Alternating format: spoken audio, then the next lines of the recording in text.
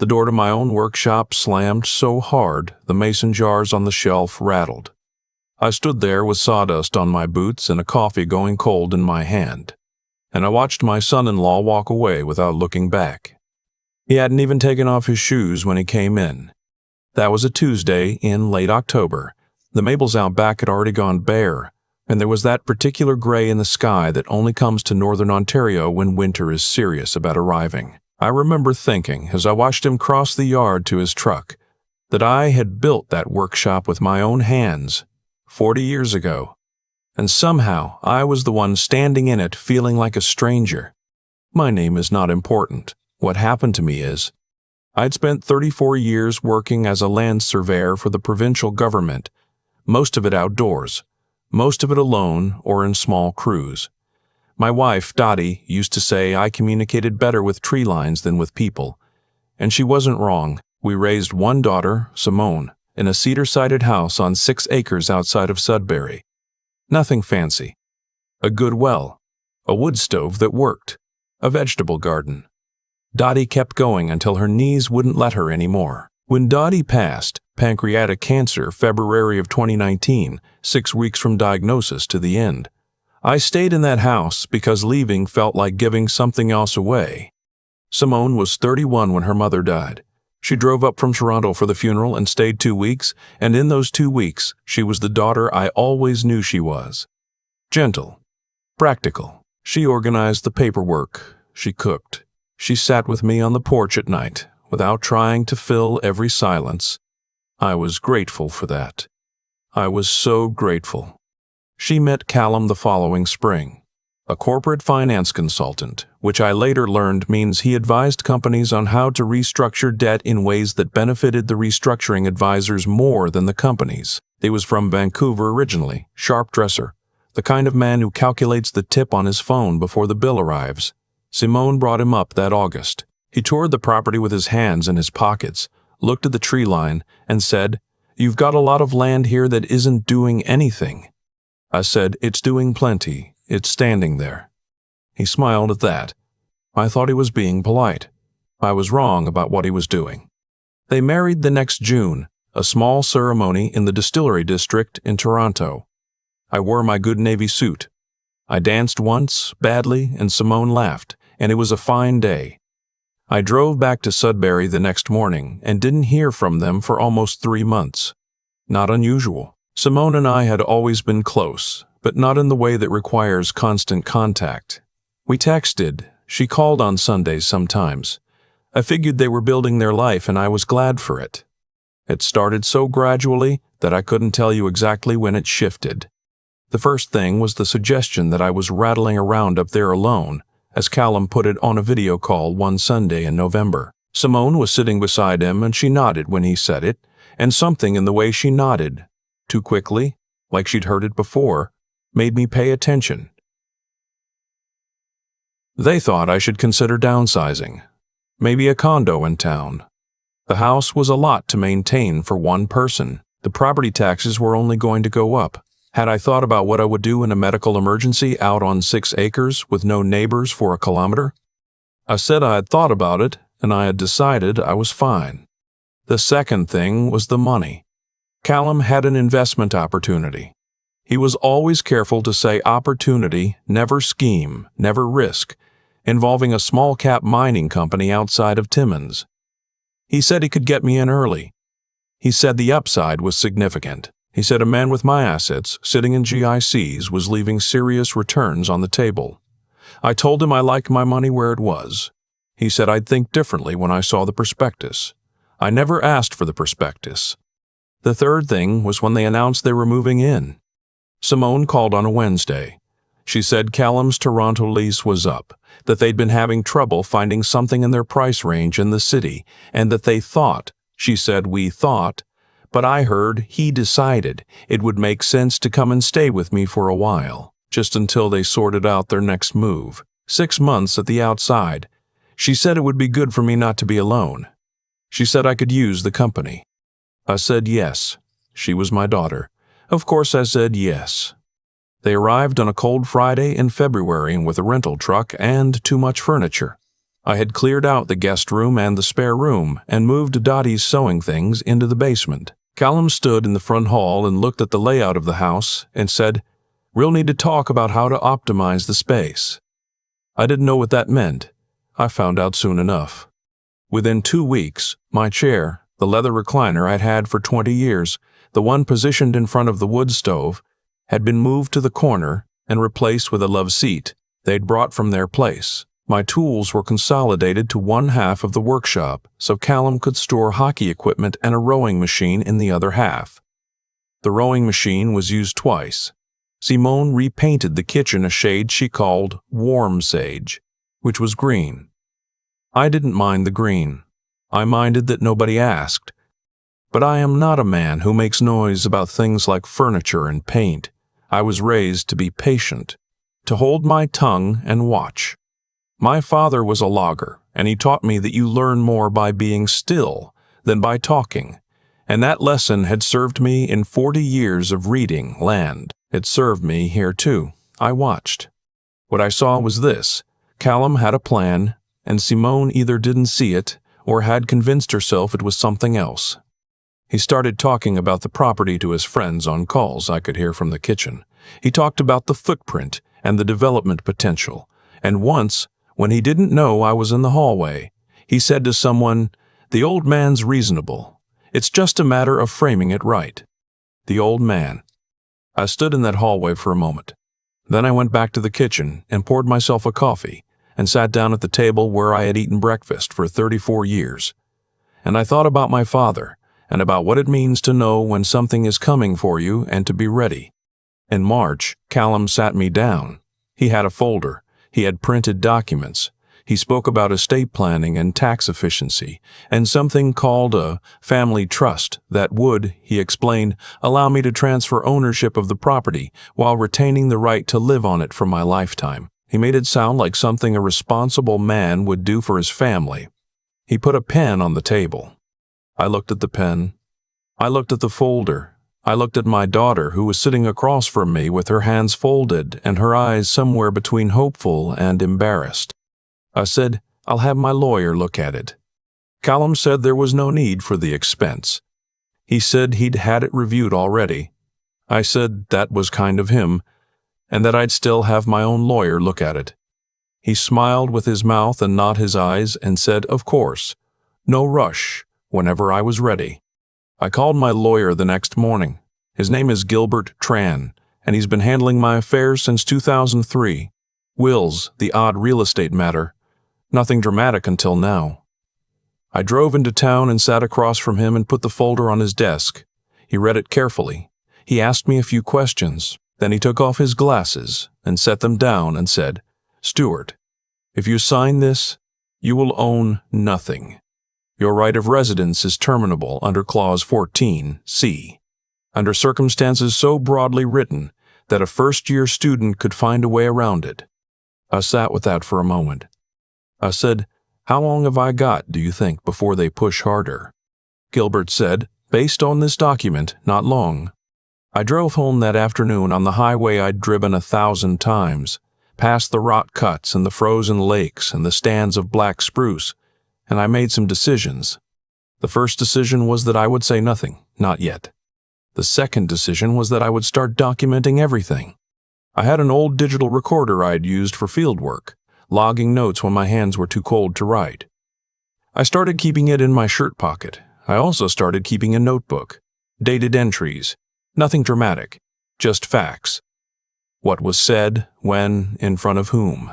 I wrote down the conversation about the family trust. I wrote down the dates Callum spoke on the phone about the property.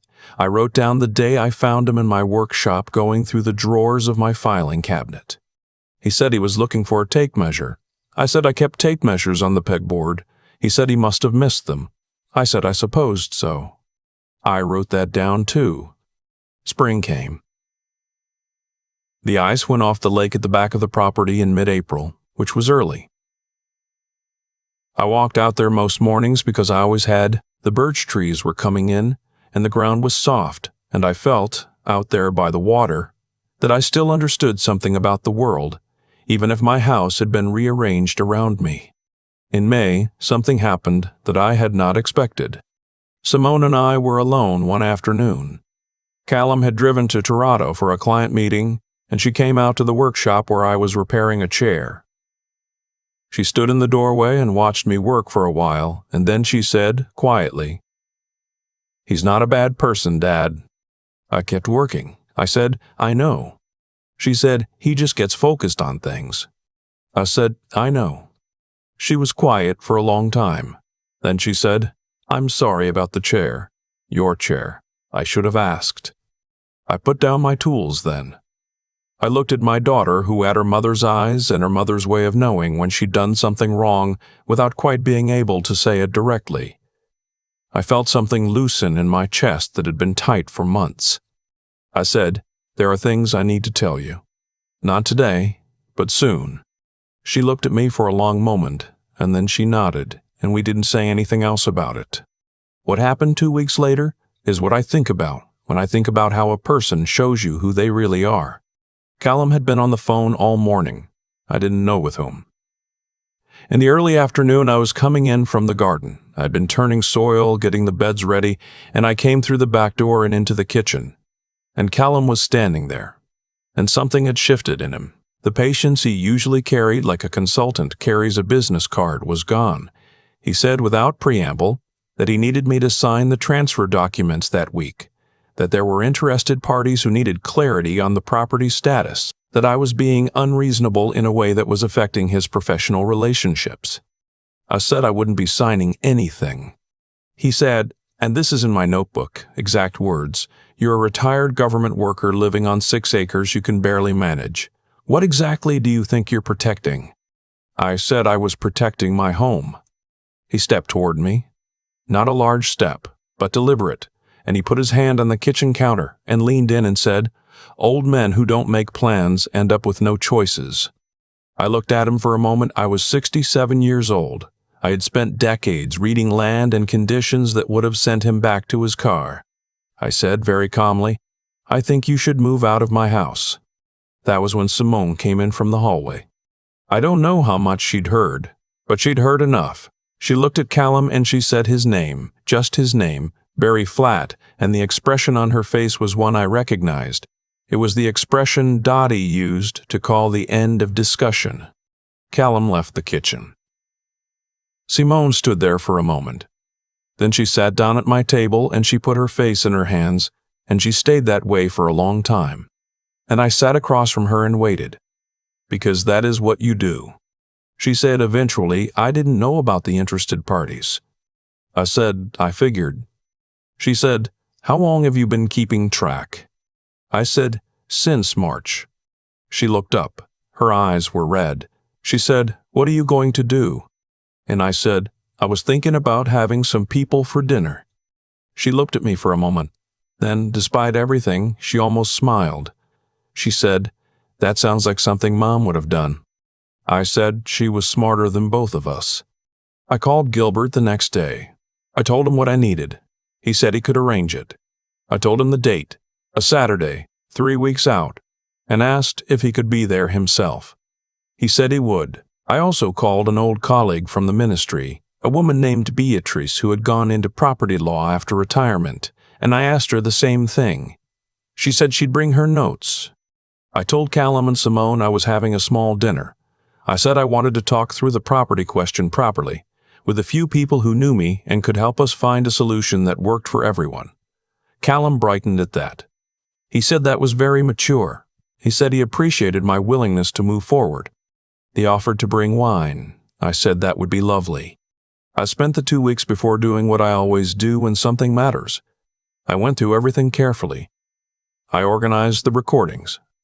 There were 11 relevant ones, and I had them transcribed by a service in Sudbury and signed off by a notary. I had Gilbert review the documentation I'd been keeping since March. I had Beatrice look at the original family trust document and prepare a summary, in plain language, of exactly what it would have taken from me. I also called Simone into the workshop 3 days before the dinner, and I showed her everything. Every recording, every note, every entry in the notebook. I sat across from her at my workbench, and I watched her read, and I didn't say anything while she did. When she was finished, she sat very still for a moment. Then she said, "I need a few days." I said, "You have them." She spent those days mostly in the bedroom. Callum didn't seem to notice anything was different, or if he did, he attributed it to stress. On the Friday before the dinner, he told me he'd spoken to the interested parties and that they were very encouraged by our upcoming conversation. I said I was glad. Saturday arrived. I cooked. I am not a fancy cook, but I am a methodical one. I made a beef and root vegetable stew, the same recipe my mother made, with parsnips and turnip and a bay leaf, and a loaf of brown bread, and a butter tart square that I knew from 40 years of practice was better than anything you could buy. I set the dining room table properly with the good dishes that Dottie had chosen, and I had never quite felt I was allowed to use alone. Gilbert arrived at 6. Beatrice arrived 15 minutes later. I introduced them to Callum as old friends. He shook their hands and poured the wine he'd brought, a Niagara Riesling, actually quite good, and sat down at the table as though he were running the meeting. He started by saying it was good that we were all talking. He said he understood there were concerns and that he was open to finding a structure that addressed everyone's needs. He reached into the folder he'd set beside his plate and produced the transfer document. Gilbert said, "I've seen that document. I reviewed it in March at Stuart's request." Callum looked at Gilbert, then at me. Beatrice set her copy of the summary on the table, 2 pages, plain language, and said, "If you'd like, I can walk through the specific causes that presented concern." Simone was sitting at the far end of the table. She wasn't eating. She was watching Callum the way you watch weather. Callum said, carefully, that he wasn't sure what the issue was with the document, that it was standard estate planning language. Gilbert said, Clause 14C is not standard. It would allow termination of the resident's right under a definition of incapacity so broad it has never appeared in any estate document I've seen in 31 years of practice. Callum said that wasn't his interpretation. I said quietly, "I have something I'd like you to hear." I set the recorder on the table. I pressed play. His own voice came out of it. The phone calls about the property. The conversation about framing things for the old man. The words he'd said to me in the kitchen. Exact words, clear as anything. The room was very quiet. I had expected anger. What I got was something stranger, a stillness, a recalculation, the way a man looks when he realizes the game was over before it started. He looked at the recorder. He looked at me. He looked at Simone. She said, "I heard the kitchen conversation, Callum. I heard most of it." He said her name. She said, "Don't." Gilbert said, in his very composed way, that there was no legal exposure for me arising from the recordings, given that I was a participant in or present for each one, and that the documentation was comprehensive and properly notarized. He said that if anyone felt there were actions worth taking, he was prepared to discuss that. Nobody took him up on it. What happened after dinner was not dramatic. Callum did not shout or storm out. He sat at my table for another hour, drinking Riesling and saying very little, and then he stood up and said he needed some air and went out to the back porch, and I let him have it. Simone helped me clear the dishes. She washed and I dried the way we used to when she was a teenager, and it was just the 3 of us, and we didn't talk about Callum or the house or any of it. We talked about the garden. She asked if I was putting in tomatoes this year, and I said I was thinking about it. She said she liked the ones I grew better than anything from the store. I said her mother had always said the same thing. They left the following weekend, both of them. Simone called me a week later from Toronto. She was staying with a friend, she said, and she was thinking clearly for the first time in a long time. She said she was sorry. She said it more than once, and I told her once was enough, and I meant it. Callum did not call. The family trust document, of course, was never signed. Gilbert sent a formal letter to Callum, outlining the documentation we held and suggesting that the matter was considered closed, provided no further steps were taken. Beatrice filed a quiet note with the appropriate provincial registry that serves as a record without being a formal proceeding. It is enough. It will remain there. If he ever tries to do to someone else what he tried to do here, it will not be as easy. It is June now. The workshop is mine again.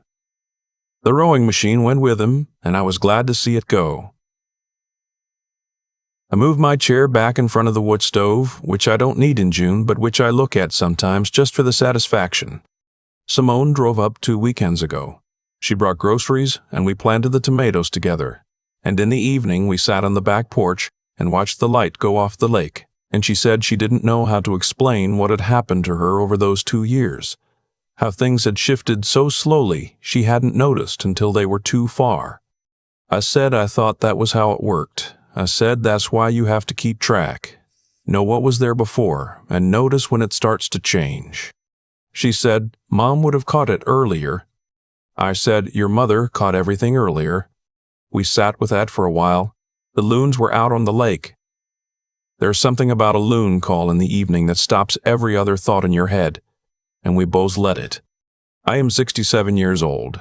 I spent a long career reading the land, learning to see what was underneath the surface, marking boundaries with precision so that what belonged to someone stayed theirs.